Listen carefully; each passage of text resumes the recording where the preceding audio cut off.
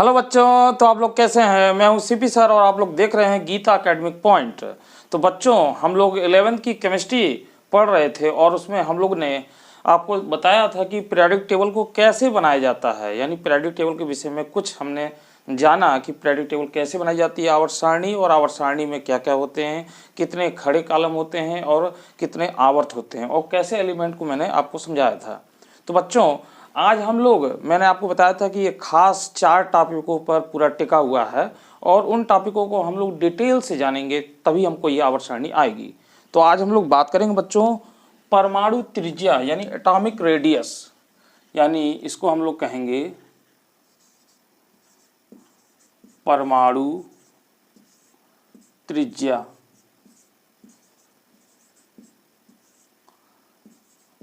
Atomic radius.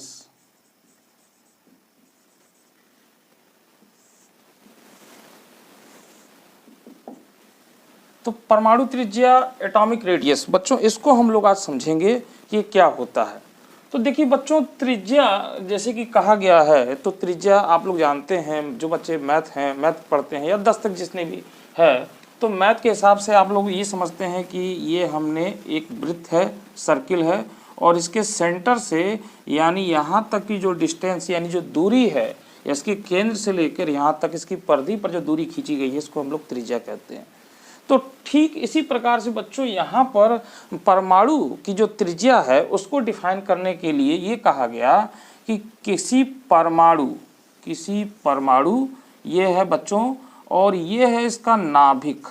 तो बच्चों, किसी परमाणु के नाभिक से उसके वाह्यतम कोश जहाँ पर इलेक्ट्रॉन उपस्थित है, तो वहाँ तक की जो दूरी होती है, इसको हम लोग कहते हैं परमाणु त्रिज्या।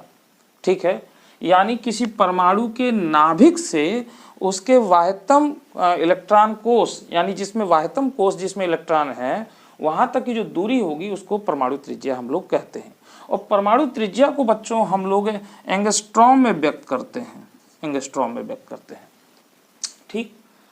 तो बच्चों, ये जो परिभाषा जो दी गई है कि किसी परमाणु के नाभिक से उसके वाह्यतम कोश में उपस्थित इलेक्ट्रॉन तक की दूरी, ये एक तरीके से परिभाषा एक काल्पनिक है और ये एक तरीके से सही फिट नहीं बैठती है। क्यों ऐसा होता है? क्योंकि इस परिभाषा को हम पूर्ण रूप से सही नहीं मान सकते हैं। ये परिभाषा क्यों सही नहीं है, इसका कारण ये है बच्चों, क्योंकि एटॉमिक स्ट्रक्चर में पहले वाले चैप्टर में हमने ये जाना है कि परमाणु जो इलेक्ट्रॉन होते हैं वो नाभिक के चारों ओर चक्कर लगाते हैं, और चक्कर लगाते हैं जिसके कारण ये कभी नाभिक से दूर होते हैं तो कभी नाभिक के पास होते हैं। यानी अगर हम यूँ कहें कि इस इलेक्ट्रॉन का ये जो लोकेशन है, यहाँ पर जो इलेक्ट्रॉन का लोकेशन है ये एग्जैक्ट है, तो ये गलत है। ये कभी आपके नाभिक के पास हो सकता है तो कभी दूर हो सकता है। दूसरी बात, हमने ये माना है, हमने ये देखा है कि जो परमाणु हैं इसमें जो ये तरंग प्रकृति पर आधारित है, यानी इस नाभिक के चारों ओर ये कुछ सर्किल जो इस तरीके से हम लोग बना रहे हैं, ये ऐसे सर्किल नहीं होता कक्षाएं, बल्कि इस नाभिक के चारों ओर कुछ वेव्स में ये इस तरीके से होती हैं। यानी जो इसकी कक्षाएं हैं ये तरंग, यानी ये एक जो है कि आपके तरंग प्रकृति पर आधारित है, यानी स्पष्ट वृत्तीय कक्षाएं नहीं होती। ये हमने परमाणु मॉडल में पढ़ा है डिटेल से, ठीक है। तो उसके आधार पर देखिए, यहाँ पर इलेक्ट्रॉन जिस तरीके से देखेंगे नज़दीक है, यहाँ दूर है, यहाँ नज़दीक है, दूर है, तो इस तरीके से उसकी एकदम सही स्थिति हम नहीं कह सकते हैं कि नाभिक से वो कितनी दूरी पर एग्जैक्ट है। इसीलिए ये परिभाषा जो है वो काल्पनिक है। तो ये परिभाषा को मतलब परमाणु त्रिज्या को सही से व्यक्त करने के लिए परमाणु की कुछ 4 प्रकार की परिभाषाएं, यानी 4 प्रकार की जो परमाणु त्रिज्या होती है उन पर विचार करना आवश्यक है। यानी ये कौन कौन से होते हैं बच्चों? तो यहाँ पर देखिए, सबसे पहले हम लोग बात कर सकते हैं सहसंयोजक त्रिज्या। सहसंयोजक त्रिज्या, covalent radius, covalent radius.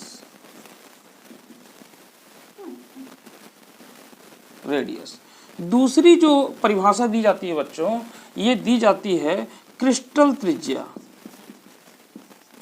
Crystal त्रिज्या इसी को हम लोग या धात्विक त्रिज्या, धात्विक त्रिज्या, ठीक है, मेटालिक रेडियस इसको बोलते हैं। मैं इसको जरा मिटा देता हूं।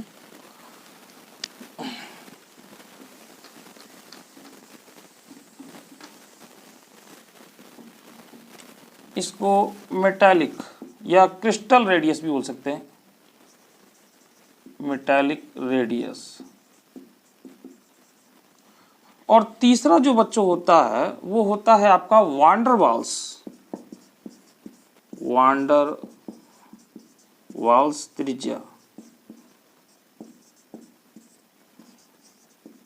Wander Waals radius. और जो बच्चों चौथा होता है वो होता है आयनिक त्रिज्या, आयनिक त्रिज्या, आयनिक रेडियस। तो बच्चों ये कुल 4 प्रकार की त्रिज्याओं के बारे में जानते हैं, जानना पड़ेगा, क्योंकि ये 4 प्रकार की त्रिज्याओं से ही इसका निष्कर्ष निकाला गया है फिलहाल। बट ये जो बच्चों ये 4 प्रकार की त्रिज्या हैं ये हमारे इंटरमीडिएट के कोर्स में नहीं है, आउट ऑफ कोर्स में है, मगर कोई कोई पढ़ा देता है। तो ये बीएससी में आपको देखने को मिलता है बच्चों। अब जैसे देखिए सहसंयोजक जो त्रिज्या है, ये सहसंयोजक त्रिज्या क्या होती है कि अगर आपके 2 परमाणु जैसे Cl का है ये और दूसरा परमाणु इस तरीके से बच्चों, तो ये यहाँ से लेके यहाँ तक यानी दोनों नाविकों के बीच की दूरी, तो बच्चों ये बीच की जो दूरी होती है, ये बीच की दूरी होती है 1.98 एंगस्ट्रॉम, ये बच्चों दूरी होती है इसकी।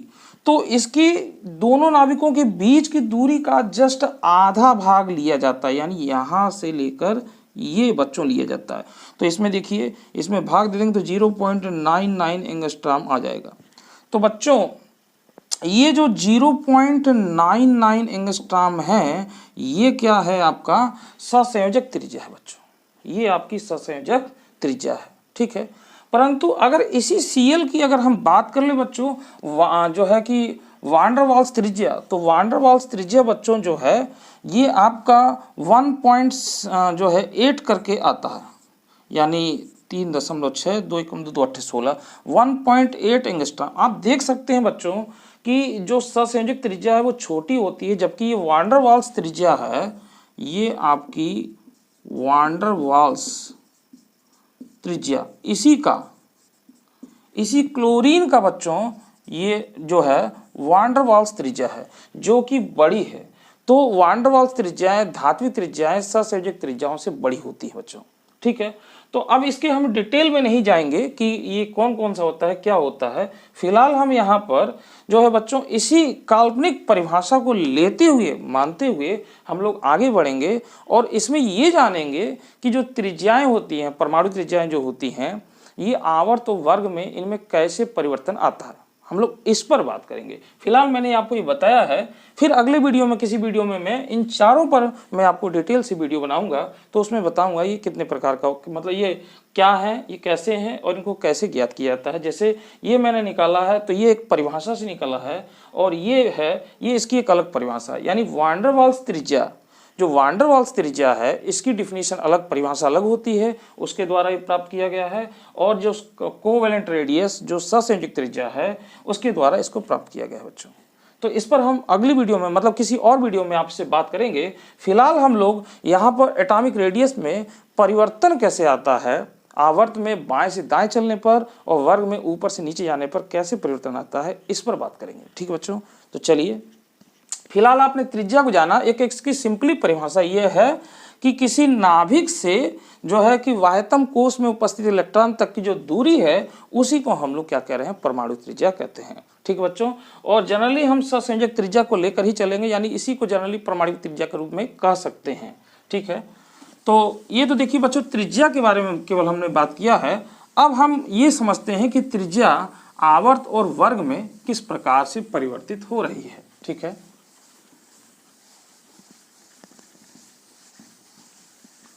तो बच्चों देखिए यहाँ पर थोड़ा इसको साफ कर दें।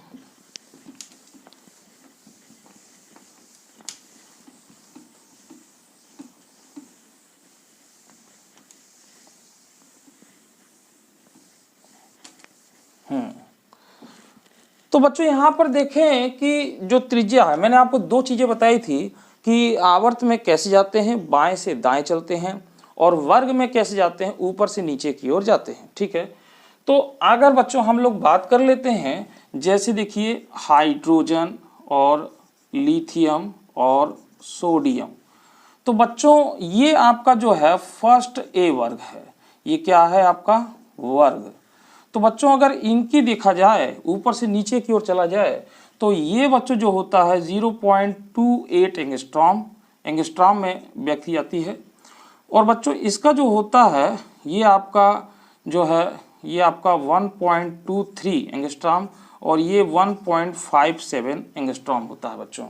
तो आप देख सकते हैं बच्चों कि ऊपर से नीचे की ओर जब चल रहे हैं तो परमाणु त्रिज्या क्या हो रही है, बढ़ रही है। यानी किसी वर्ग में ऊपर से नीचे की ओर जा रहे हैं तो त्रिज्या बढ़ रही है। वहीं पर बच्चों अगर हम बात कर लें तो यहाँ पर देखें कि ये आपका lithium, beryllium, boron, carbon, nitrogen, oxygen, fluorine.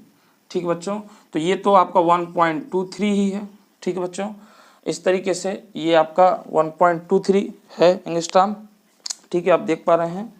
और बच्चों ये आपका जो होता है वो होता है 0.89 और ये बच्चों होता है 0.80 और ये होता है 0.77 और ये बच्चों ये होता है आपका 0.75, 0.73 और बच्चों इस तरीके से बच्चों देख रहे हैं आप। केवल इतने ही डाटे से हम लोग पता कर लेंगे कि आप देख रहे हैं कि इधर की ओर जा रहे हैं तो जो परमाणु त्रिज्याएं हैं वो घटती जा रही हैं, लगातार वो घटती जा रही हैं। बच्चों इसके बाद देखिए नियॉन आएगा तो नियॉन 1.60 हो जाता है, ये बढ़ जाएगा, ये आपका बढ़ जाएगा, ये आपका बढ़ जाएगा और ये इसका 0.71 होता है। तो बच्चों ये आंकड़ा है, ये आंकड़ा है, ये निकाला नहीं जाएगा, ये आपको याद करना पड़ेगा।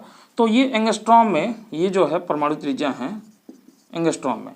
तो आप ये देखें कि यहाँ पर ये बढ़ गया, तो ये बढ़ गया इसलिए क्योंकि ये जो नियॉन है ये अक्रिय गैस है। तो अक्रिय गैस की जो त्रिज्याएं होती हैं बच्चों, ये वान डेर वाल्स त्रिज्याएं होती हैं, जो मैंने आपको अभी बताया। वान डेर वाल्स त्रिज्याएं जो होती हैं वो आपकी सहसंयोजक त्रिज्याओं से क्या होती हैं, बड़ी होती हैं। ठीक है, तो फिलहाल ये मैटर नहीं है कि ये क्यों बड़ी है क्या है। फिलहाल आप यहाँ से जनरली देखें कि परमाणु त्रिज्याएं ये छोटी होती जा रही हैं बच्चों। क्या हो जा रहा है, ये छोटी होती जा रही है। यानी लेफ्ट टू राइट से जाने पर, बाएं से दाएं जाने पर, बाएं से दाएं जाने पर ये परमाणु त्रिज्याएं घटती जा रही हैं, यानी छोटी होती जा रही हैं। यानी हमको दो चीजें बच्चों मिली हैं। पहला पॉइंट कि वर्ग में, थोड़ा बड़ा लिख दें, काफ़ी बच्चे इसलिए कहते हैं कि सर दिखाई नहीं देता, तो मगर आदत बन गई है बच्चों। वर्ग अब मेरे ख्याल सही है। वर्ग में ऊपर से नीचे जाने पर, ऊपर से नीचे जाने पर परमाणु त्रिज्याएं, परमाणु त्रिज्या बढ़ती है, बढ़ती है। तो ये बच्चों आपने देखा, आपके सामने है कि ऊपर से नीचे को जा रहे हैं वर्ग में तो क्या हो रहा है, बढ़ रहा है। और बच्चों वहीं दूसरा आप देख रहे हैं आवर्त, आवर्त में बाएं से दाएं, बाएं से दाएं चलने पर, चलने पर परमाणु त्रिज्याएं, परमाणु त्रिज्या घटती है, घटती है बच्चों। तो ये दो बातें आपने देखा बच्चों, ये डाटा से आपको पता चल रहा है, आंकड़े से पता चल रहा है कि आवर्त में जो है बाएं से दाएं चलने पर परमाणु त्रिज्या घट रही है, जबकि घटती है, और जबकि वर्ग में ऊपर से नीचे जाने पर परमाणु त्रिज्या बढ़ती है। इसको हमने नोट कर लिया। अब बच्चों बात ये होगी कि ऐसा क्यों हो रहा है, यानी हम इसके रीजन पर चलेंगे, कारण पर चलेंगे कि ऐसा क्यों होता है। ठीक है, तो बच्चों देखिए जनरली इसमें आप कह सकते हैं, इसमें अगर आप देखें, यानी अगर हम इसके बात करें पोटेशियम, रुबिडियम, तो ये भी बढ़ता ही जाएगा क्योंकि वर्ग में ऊपर से नीचे आने पर त्रिज्या बढ़ेगी। ठीक है, तो बच्चों अगर इन 3 एलिमेंट की अगर बात कर लें, सबसे पहले हम इसको देखते हैं कि ये कैसे पता है। तो इसका सिंपली बच्चों आप देखें कि लिथियम, सोडियम और पोटेशियम, बच्चों इसका जो इलेक्ट्रॉनिक विन्यास है, इलेक्ट्रॉनिक कॉन्फ़िगरेशन है, इलेक्ट्रॉनिक विन्यास है, वो क्या है 2-1, इसका है 2-8-1 और इसका है बच्चों 2-8-8 और 1, 8-10, 8-18, 19। बच्चों ये होता है 3, ये होता है 11 और ये होता है 19 परमाणु क्रमांक, इसका एटॉमिक नंबर। तो बच्चों यहाँ पर आप देखें कि ये जो है ये नंबर ऑफ सेल यानी कोषों की संख्या है बच्चों। ये क्या है? कोषों की संख्या। इसमें 2 कोष हैं, इसमें 3 हैं, इसमें 4 हैं। ठीक है, तो बच्चों देखें कि जैसे लिथियम की हम बात करें, ये हमारा न्यूक्लियस है, नाभिक है, तो इसमें 2 हैं, यानी ये पहली कक्षा, दूसरी कक्षा। बच्चों वहीं पर अगर हम इसको हम लोग लिथियम कह सकते हैं, और वहीं पर अगर हम लोग देखें तो पहली कक्षा, दूसरी कक्षा और तीसरी कक्षा। और वहीं पर बच्चों हम लोग अगर इसकी बात करें, पहली कक्षा, दूसरी कक्षा, तीसरी कक्षा और चौथी कक्षा, ये चौथी कक्षा हो गई बच्चों, इस तरीके से। तो बच्चों जो हमने काल्पनिक परिभाषा ही है, हम उसी के हिसाब से चलेंगे केवल। तो यहाँ पर देखें इसके नाभिक से, और अगर इलेक्ट्रॉन यहाँ प्रेजेंट है, यहाँ उपस्थित है, तो यहाँ से लेकर यहाँ तक की जो दूरी होगी वो क्या होगी? इसकी त्रिज्या होगी। अगर हम इसकी बात करें बच्चों तो ये देखिए ये त्रिज्या हो गई, अगर इसकी बात करें तो ये त्रिज्या हो गई। तो आप आसानी से चित्र में देख पा रहे हैं कि ये त्रिज्या सबसे बड़ी है, यानी ऊपर से नीचे जाने पर जो आपका पोटेशियम है इसकी त्रिज्या बड़ी है, ये फिर छोटी हो गई, ये और छोटी है, यानी ऊपर से नीचे जाने पर त्रिज्या बढ़ रही है। तो इसका एक रीज़न ये है बच्चों, मतलब हम आपको 2-3 कारणों से बताएंगे कि ऐसा स्पष्ट है। ठीक है, अगर इसकी हो सकता है 2 पार्ट में वीडियो बनेगी। ठीक है, तो पहले पार्ट में जितना हो सकेगा हम लोग उतने पर बात करते हैं। तो बच्चों यहाँ पर देखें कि ये जो त्रिज्या है ये बढ़ने का एक कारण ये है कि कोषों की संख्या बढ़ रही है, यानी जैसे जैसे कक्षाएं नाभिक से दूर हो रही हैं तो जो अंतिम कक्षा होती है उसमें इलेक्ट्रॉन नाभिक से दूर होता चला जाता है, और नाभिक से दूर होता जाता है यानी उसकी त्रिज्या बढ़ती है। तो यानी हम इसमें रीजन लिख सकते हैं बच्चों कि कोषों की संख्या बढ़ती है, वर्ग लिखेंगे, वर्ग में ऊपर से नीचे जाने पर, ऊपर से नीचे जाने पर कोषों की संख्या बढ़ती है, कोषों की संख्या बढ़ती है, बढ़ती है।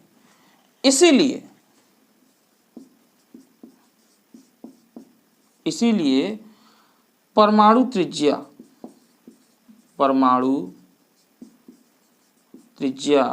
बढ़ती है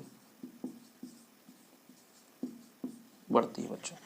तो ये पॉइंट आप इसमें देख रहे हैं कि कोषों की संख्या बढ़ रही है जिसके कारण त्रिज्या बढ़ रही है। अब बच्चों ये तो आपको पता चल गया कि परमाणु त्रिज्या, इसमें कोष बढ़ते जा रहे हैं, यानी जैसे जैसे परमाणु क्रमांक बढ़ रहा है, नंबर ऑफ सेल बढ़ रहा है, और कोषों की संख्या बढ़ने के कारण जो है कि इलेक्ट्रॉन नाभिक से दूर होता चला जा रहा है, और अंतिम कक्षा से लेकर नाभिक तक की जो दूरी होगी उसी को हम त्रिज्या कह रहे हैं। तो जाहिर सी बात है जब दूर होता जाएगा तो त्रिज्या बढ़ जाएगी। अब बच्चों बात कर लेते हैं इसमें। देखिए इसमें क्या है, ये हमारे पास लिखा हुआ है। अब मैं यहाँ पर बच्चों देखिए इसका भी बना देता हूँ कि इसमें कोष क्या है। तो देखिए अगर हम इसकी बात करें बच्चों तो इलेक्ट्रॉनिक विन्यास मैं यहीं पे लिख देता हूँ, ज़्यादा दूर जाने की जरूरत नहीं है। इलेक्ट्रॉनिक विन्यास तो इसका क्या हो जाएगा 2-1, इसका क्या हो जाएगा 2-2, इसका हो जाएगा 2-3, इसका हो जाएगा 2-4, इसका हो जाएगा 2-5, इसका हो जाएगा 2-6, इसका 2-7 और इसका 2-8। तो बच्चों इसमें देखिए कि आप देख सकते हैं कि कोषों की संख्या दोनों में बराबर है, सब में बराबर है, यानी इसमें भी 2 कोष हैं, इसमें भी 2 कोष हैं, इसमें भी 2 कोष हैं, इसमें भी 2 कोष हैं, इसमें भी 2, सब में 2 हैं। तो यानी कोष की संख्या तो नहीं बढ़ रही है। ठीक है बच्चों, कोष की संख्या तो नहीं बढ़ रही है, परंतु एक चीज इसमें बढ़ रहा है बच्चों। क्या हो रहा है, जो वाह्यतम कोष है, जो वाह्यतम कोष है, इससे देखिए इलेक्ट्रॉन बढ़ रहे हैं। वाह्यतम कोष में इलेक्ट्रॉन की संख्या बढ़ रही है, ये आप देख सकते हैं। यानी पहले में 1 हुआ, फिर 2 हुआ, फिर 3, फिर 4, 5, 6, 7, 8 बढ़ रहा है। तो जैसे जैसे इलेक्ट्रॉन ये बढ़ रहे हैं, अब इनसे होगा क्या बच्चों, देखिए कि हमारे पास ये नाभिक है और नाभिक के ये कक्षाएं हैं, चारों ओर 2 कक्षाएं हैं, यानी 2 कोष हैं। तो हमने 2 कोष बना दिया, 2 कोष हमने बना दिया। तो बच्चों इसमें तो जो है इलेक्ट्रॉन वो फिक्स हैं, ये 2 हैं, परंतु इस बाहर वाले सेल में क्या हो रहा है, इलेक्ट्रॉन धीरे धीरे धीरे धीरे धीरे धीरे बढ़ रहा है। ये इलेक्ट्रॉन घनत्व एक तरीके से हम कहें, इलेक्ट्रॉन बढ़ रहा है, देखिए आपके सामने बढ़ रहा है। तो बच्चों यहाँ पर होता क्या है कि देखिए यहाँ पर केवल 2 इलेक्ट्रॉन हैं। इस इलेक्ट्रॉन का, इसका नेचर क्या है, माइनस, इनका भी नेचर माइनस है, ये माइनस है, ये माइनस। तो बच्चों इस बाहर वाले इलेक्ट्रॉन का यहाँ पर क्या हो रहा है, आकर्षण बल लग रहा है। यानी इस बाहर वाले इलेक्ट्रॉन का नाभिक के प्रति आकर्षण हो रहा है, तो ये अपनी तरफ अट्रैक्ट कर रहा है। यानी ये जो फोर्स हुआ बच्चों, आकर्षण बल हुआ, आकर्षण बल। परंतु बच्चों ये जो भीतर वाले इलेक्ट्रॉन है, इस बाहर वाले इलेक्ट्रॉन पर यहाँ पर ये इसमें क्या कर रहे हैं, ये प्रतिकर्षण लगा रहे हैं, प्रतिकर्षण, प्रतिकर्षण बल। तो बच्चों इसमें 2 प्रकार के बल लग रहे हैं। एक बाहर वाले इलेक्ट्रॉनों का नाभिक के प्रति आकर्षण बल लग रहा है, और जबकि भीतर वाले इलेक्ट्रॉनों का बाहर के इलेक्ट्रॉनों पर प्रतिकर्षण बल लग रहा है। तो बच्चों यहाँ पर आप देखें कि ये बल, दोनों बल में कौन सा बल ज़्यादा है। अगर प्रतिकर्षण बल ज़्यादा होता तो ये जो है कि आगे की ओर ढकेलता, तो त्रिज्या बढ़ने की संभावना होती, मगर त्रिज्या तो पहले ही घट रही है। हम तो पहले ही बात यहाँ पे कर चुके हैं, ये तो हम जान चुके हैं। देखिए केमिस्ट्री में बच्चों डाटा पहले दिया जाता है, यानी आंकड़ा पहले मिल जाता है, फिर उसको थ्योरी से हम डिफाइन करते हैं, ठीक है। यानी फिजिक्स में क्या होता है बच्चों कि पहले प्रैक्टिकल है, मतलब जो है आपका थ्योरी है, फिर उसको प्रैक्टिकल द्वारा वो करते हैं। मगर यहाँ पर प्रैक्टिकल पहले ही हो गया, यानी आंकड़ा पहले निकाल लिया गया, अब उसको डिफाइन किया जा रहा है, ठीक है। तो यहाँ पर बच्चों देखें कि ये प्लस और माइनस, यानी नाभिक है प्लस और ये है माइनस, तो दोनों में कैसा लग रहा है, आकर्षण लग रहा है। परंतु जो माइनस माइनस है वो क्या हो रहा है, प्रतिकर्षण हो रहा है बच्चों। अच्छा बच्चों यहाँ पर एक चीज देखें बच्चों कि अगर 2 साइन हैं, एक प्लस है और दूसरा प्लस है, तो जो प्रतिकर्षण लगेगा, अगर हमें प्रतिकर्षण को बढ़ाना है तो हम इस प्लस चार्ज को बढ़ा दें या इसको बढ़ा दें या दोनों को बढ़ा दें तो बढ़ जाएगा। परंतु अगर आपके पास एक प्लस है और एक माइनस है, तो बच्चों यहाँ पे देखिए क्या हो जाएगा कि यहाँ पर जो है आपका आकर्षण लगेगा, और आकर्षण के लिए या तो हम प्लस को बढ़ा दें या माइनस को बढ़ा दें, दोनों बढ़ा दें तो और ज़्यादा बढ़ेगा। तो बच्चों यहाँ पर देखिए कि इन इलेक्ट्रॉनों में प्रतिकर्षण लग रहा है, ठीक है। तो यहाँ तो इलेक्ट्रॉन की संख्या फिक्स है, बढ़ नहीं रही है, अंदर तो 2 ही है, परंतु यहाँ बढ़ रहा है, यानी केवल एक चीज़ बढ़ रहा है। अगर एक को बढ़ाएंगे तो आकर्षण बढ़ेगा, ठीक है। उसी प्रकार एक को बढ़ाएंगे तो प्रतिकर्षण भी बढ़ेगा, वही चीज़ है। तो यहाँ पर बच्चों, यहाँ पर देखिए कि ये दोनों बढ़ जाए, अगर ये भी बढ़ जाए और ये भी बढ़ जाए, दोनों बढ़ जाए, तो बहुत ज़्यादा आकर्षण बल बढ़ जाएगा। वही केस यहाँ पे हो रहा है कि ये दोनों इलेक्ट्रॉन तो फिक्स हैं और यहाँ इलेक्ट्रॉन बढ़ते जा रहे हैं, परंतु यहाँ बच्चों जो आकर्षण लग रहा है तो ये तो बढ़ रहा है, जो कि आप देख रहे हैं 1 2 3, ये तो बढ़ रहा है, परंतु ये भी बढ़ रहा है, ये भी बढ़ रहा है। और ये क्या है बच्चों, ये है आपका न्यूक्लियर चार्ज, यानी नाभिकीय आवेश। इसको हम लोग बोल रहे हैं नाभिकीय आवेश। नाभिक पर जितना आवेश है, ठीक है, इसको बोल रहे हैं नाभिकीय आवेश। इस पे भी हम लोग अभी बात करेंगे, नाभिकीय आवेश। तो बच्चों नाभिकीय आवेश बढ़ने का मतलब ये है कि नाभिक में आपके क्या होते हैं, नाभिक में बच्चों, नाभिक में न्यूट्रॉन और प्रोटॉन होते हैं बच्चों। तो प्रोटॉन पर तो कोई चार्ज नहीं होता, ये तो आपका उदासीन होता है, उदासीन। और ये क्या होता है बच्चों, ये धनावेश होता है, ये आपका धनावेश होता है। तो बच्चों ये आपका धनावेश है, ये उदासीन है। तो यहाँ पर देखिए जो प्रोटॉन है, प्रोटॉन क्या होता है, प्रोटॉनों की संख्या बराबर परमाणु क्रमांक, और परमाणु क्रमांक बढ़ेगा तो प्लस चार्ज बढ़ जाएगा, यानी जो है कि न्यूक्लियर चार्ज यानी नाभिक का आवेश बढ़ जाएगा। और आप देख सकते हैं कि बच्चों यहाँ से ये 3, 4, 5, 6, 7, 8, 9, 10, तो बच्चों परमाणु क्रमांक बढ़ रहा है धीरे धीरे, यानी परमाणु क्रमांक बढ़ रहा है। इसमें इलेक्ट्रॉन तो बढ़ रहे हैं परंतु परमाणु क्रमांक बढ़ रहा है, और परमाणु क्रमांक बढ़ रहा है तो क्या बढ़ रहा है, आपका प्रोटॉन बढ़ रहा है। प्रोटॉन बढ़ने का मतलब है धनावेश बढ़ रहा है। तो धनावेश भी बढ़ रहा है, इलेक्ट्रॉन भी बढ़ रहा है बाह्यतम कोश में, यानी दोनों बढ़ रहा है। इसीलिए ये वाला फोर्स ज्यादा है और ये वाला फोर्स कम है, ये अधिक है बच्चों, ये अधिक है और ये आपका कम है। तो जाहिर सी बात है कि ये वाला बल अगर अधिक है तो ये इसको अपनी ओर अट्रैक्ट करता है, यानी इलेक्ट्रॉन नाभिक द्वारा आकर्षित हो रहे हैं बच्चों। नाभिक थोड़ी जाएगा, इलेक्ट्रॉन जाएगा, नाभिक तो अपनी जगह पर फिक्स है।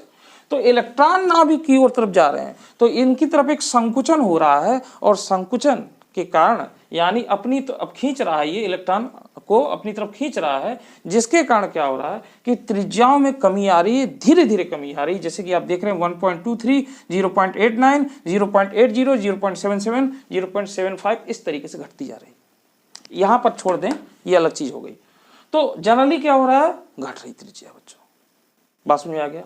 तो ये हमने मोटा मोटा आपको बताया, ये हमने मोटा मोटा आपको बताया कि इसमें क्या होता है, वर्ग में कोषों की संख्या बढ़ती है, और इसमें जो है आपका यूं कह सकते हैं कि बाह्यतम कोष में उपस्थित इलेक्ट्रॉनों का नाभिक के प्रति आकर्षण बढ़ता है। कैसे बढ़ रहा है ये हमने आपको समझाया, बात समझ आ गई बच्चों। तो जरा इसको कॉपी कर लें, फिर हम बात करते हैं आगे।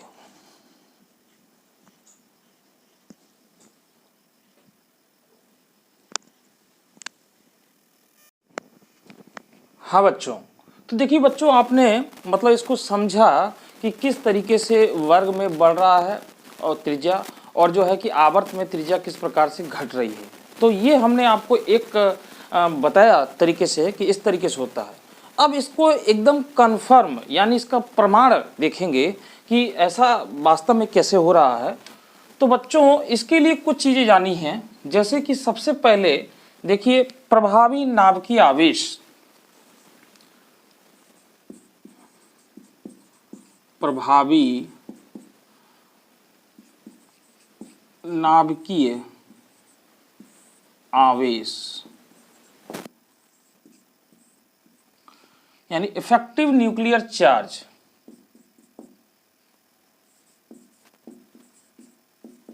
इफेक्टिव न्यूक्लियर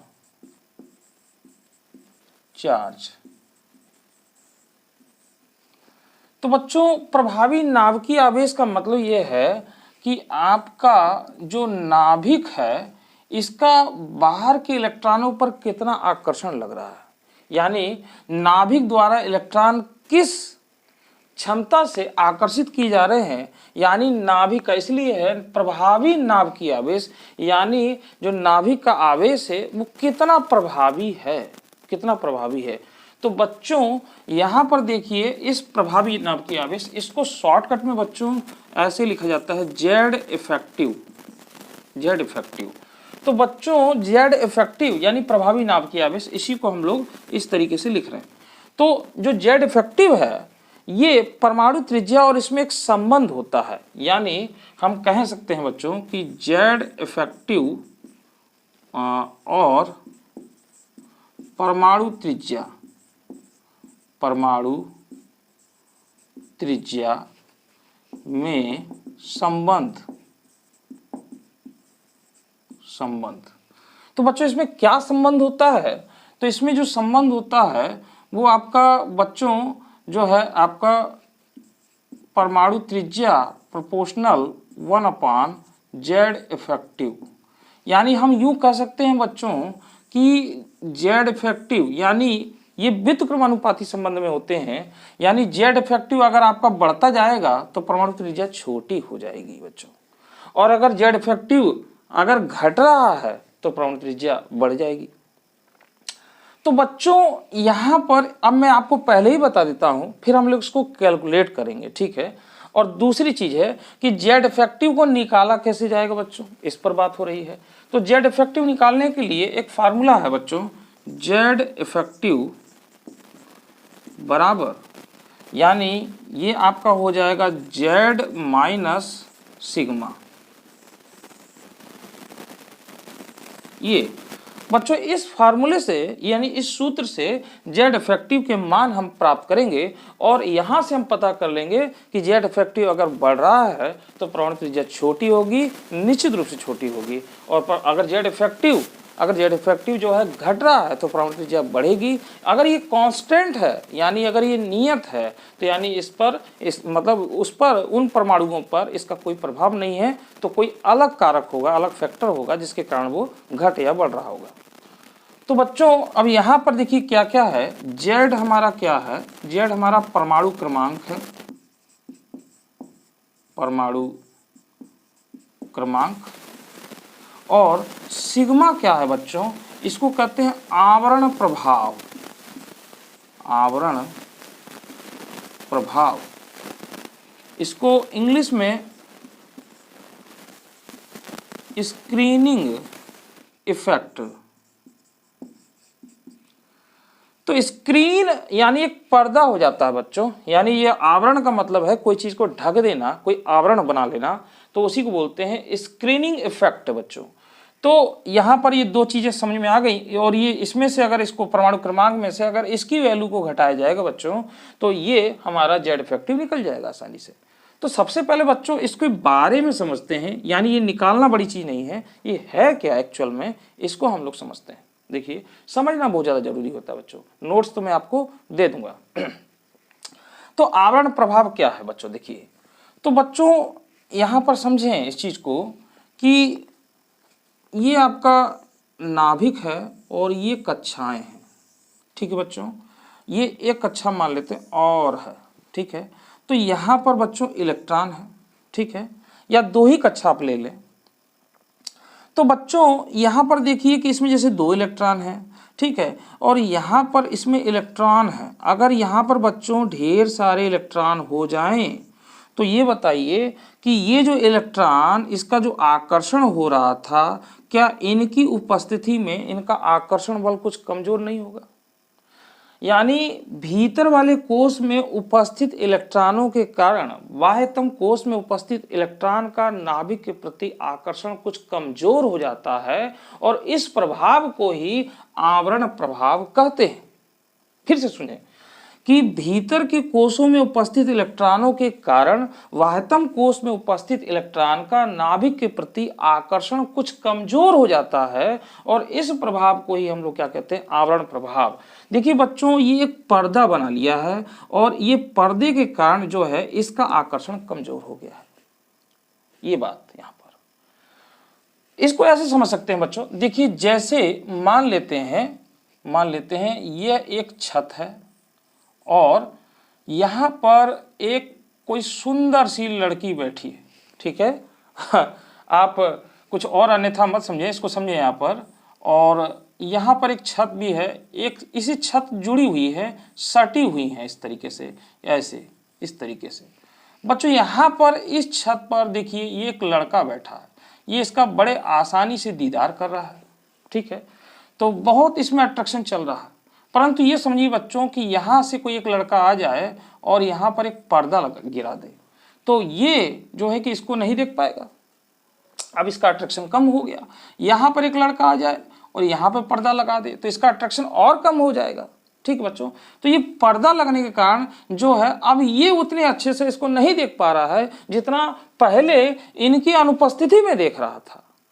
तो वही काम यहाँ हो रहा है बच्चों, यानी अगर ये इलेक्ट्रॉन इसमें ना होते, अगर इसमें इलेक्ट्रॉन ना होते बच्चों, यानी इस तरीके से खाली पड़ा होता, तो इसका आकर्षण अधिक होता, परंतु इनके भीतर कोष में उपस्थित इलेक्ट्रॉन आने के कारण इसका जो है आकर्षण अब वो कमजोर हो गया है। जैसे ऐसे एक चीज से और समझ सकते हैं बच्चों कि जैसे मान लेते हैं ये कोई आपका मैग्नेट है, चुंबक है, चुंबक, और यहाँ पर कुछ कीलें पड़ी हुई हैं। तो बच्चों ये इसको क्या कर रहा है, अट्रैक्ट कर रहा है, परंतु एक मोटे कपड़े से इसको अगर ढक दिया जाए तो इसका आकर्षण क्या हो जाएगा, कुछ कमजोर हो जाएगा। अगर इसमें छेद कर दें तो फिर आकर्षण बढ़ जाएगा। तो वही है कि इसको कपड़े से ढकने का मतलब ये है कि इसका आकर्षण कमजोर हो गया। तो यहाँ पर जो ये नाभिक था और इसके चारों ओर जो कक्षाएं थी, तो इसमें जो इलेक्ट्रॉन था वो इसमें इलेक्ट्रॉन आने के कारण इसको घेर लिया गया नाभिक को चारों ओर से। तो इसके कारण इसका सीधे अट्रैक्शन नहीं हो पा रहा है, बल्कि इनके कारण इसका प्रतिकर्षण लग रहा है इस पर। ठीक बच्चों, तो यानी फिर से एक बार सुने कि वाह्यतम जो है कि भीतर के कोषों में उपस्थित इलेक्ट्रॉनों के कारण वाह्यतम कोष में उपस्थित इलेक्ट्रॉन का नाभिक के प्रति आकर्षण कुछ कमजोर हो जाता है और इस प्रभाव को आवरण प्रभाव कहते हैं बच्चों। ठीक है बच्चों, तो बच्चों ये जो सिग्मा है, इसकी सिग्मा का मान निकाला जाता है, इसके लिए कुछ नियम है बच्चों। तो इस पर बच्चों हम लोग अगली वीडियो में बात करेंगे, ठीक है। और यहाँ तक ही इसको रहने देते हैं। अगले पार्ट 2 में हम लोग इसके जानेंगे कि सिग्मा का मान कैसे निकाला जाता है। अगर सिग्मा का मान आप निकाल लेंगे तो इसमें से घटा के जेड इफेक्टिव निकाल लेंगे, और जेड इफेक्टिव निकाल लेंगे तो हम ये पता कर पाएंगे कि परमाणु त्रिज्या छोटी हो रही है या बड़ी हो रही है, घट रही है या बढ़ रही है। और ये इसका जो है मैथमेटिकली एक प्रूफ होगा कि ये वास्तव में किस प्रकार से घट रही है, बढ़ रही है। यानी हमने तो जान ही लिया, मगर इसको हम प्रूफ करेंगे, प्रमाणित करेंगे कि वास्तव में आवर्त में बाएं से दाएं चलने पर परमाणु त्रिज्याएं जो है घटती हैं, जबकि वर्ग में ऊपर से नीचे जाने पर परमाणु त्रिज्याएं बढ़ती हैं। इसको हम प्रूफ करेंगे बच्चों। अगली वीडियो में हम लोग इसमें बात करेंगे। तो बच्चों ये वीडियो आपको कैसा लग रहा है, और बच्चों इस वीडियो अगर आपको अच्छा लग रहा है तो उसको ज़्यादा से ज़्यादा लाइक करिए, शेयर करिए। हम बार बार कहते हैं मगर इस पर बच्चे ध्यान नहीं देते हैं, थोड़ा सा हमारी ओर भी ध्यान दीजिए और इसको लाइक करिए, शेयर करिए, अन्य बच्चों तक पहुंचाइए। तो बच्चों थोड़ा सा लाइट का सेटअप ठीक से करना था, इसलिए बीच में फिर रोक दिया गया। और ये वीडियो आप देख के बताइए कि इसमें लाइट का सिस्टम सही है, यानी आपको स्पष्ट दिखाई दे रहा है या कोई गड़बड़ी है, उसको कमेंट्स बॉक्स में लिख के बताएं ताकि हम उसमें फिर से कुछ सुधार कर पाएं। तो आज की वीडियो में इतना ही। अगली वीडियो में फिर मिलते हैं बच्चों और इसी के आगे बात करते हैं और इसको समझते हैं। ठीक है, तब तक के लिए मुझे दी इजाजत। धन्यवाद।